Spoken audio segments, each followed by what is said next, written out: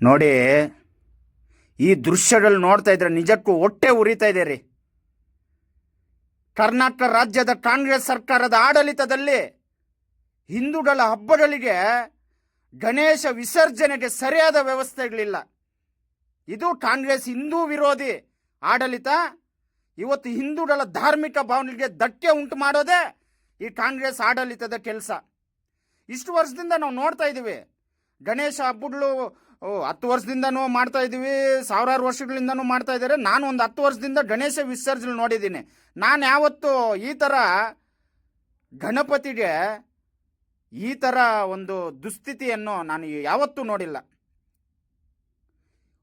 ಸರಿಯಾದ ವ್ಯವಸ್ಥೆಗಳು ಮಾಡೋಕ್ಕೆ ಯೋಗ್ಯತೆ ಇಲ್ಲ ಈ BBMP ಅವ್ರಿಗೆ, ಈ ಸರ್ಕಾರಕ್ಕೆ. ಏನು ನೀರಿಲ್ವಾ? ಸರಿಯಾಗಿ ವಿಸರ್ಜನೆಗೆ ವ್ಯವಸ್ಥೆ ಮಾಡ್ಕೊಳ್ಳೋಕ್ಕಿಲ್ಲ. ಮತ್ತೆ ರಿಸ್ಟ್ರಿಕ್ಷನ್ಸ್ ಬೇರೆ, ಇಷ್ಟೇ 5 ಗಣೇಶ ಇಡಬೇಕು, DJ ಆಗಬಾರ್ದು.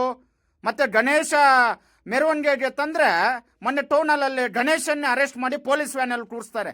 ಇಂಥ ವ್ಯವಸ್ಥೆ ಕಾಂಗ್ರೆಸ್ ಸರ್ಕಾರದ ವ್ಯವಸ್ಥೆ. ಇದು ನೋಡಿ, ಇದು ಯಡಿಯೂರ ಹತ್ರ ಇರೋರು, ಅದು ಸುಪ್ರಸಿದ್ಧ ಐತಿಹಾಸಿಕ ಯಡಿಯೂರು ಕೆರೆ. ಇದು ಈ ಕೆರೆ ಮುಂಬಡ್ಡಲ್ಲಿ ಸರಿಯಾದ ವ್ಯವಸ್ಥೆ ಮಾಡಿದರೆ ಗಣೇಶ ಭಕ್ತರು ವಿಸರ್ಜನೆ ಮಾಡ್ತಾ ಇದ್ರಲ್ಲ.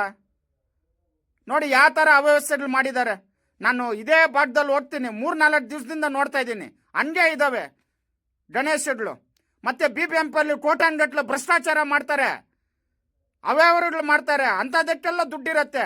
ಒಂದು ನಮ್ಮ ಹಿಂದೂಗಳ ಹಬ್ಬಕ್ಕೆ ಗಣಪತಿ ವಿಸರ್ಜನೆಗೆ ಸರಿಯಾದ ವ್ಯವಸ್ಥೆ ಮಾಡ್ಕೊಳ್ಳೋಕ್ಕೆ ಕಾಂಗ್ರೆಸ್ ಸರ್ಕಾರಕ್ಕೆ ನಿಮ್ಗೇನಾದರೂ ಸ್ವಲ್ಪ ಆದರೂ ನಾಚಿಕೆ ಮಾನ ಮರ್ಯಾದೆ ಇದ್ದರೆ ತತ್ಕ್ಷಣ ಇಲ್ಲಿರುವ ಗಣಪತಿ ವಿಗ್ರಹಗಳನ್ನು ವಿಸರ್ಜನೆ ಮಾಡಿ ಮುಕ್ತಿ ಕಲಿಸ್ಬೇಕು.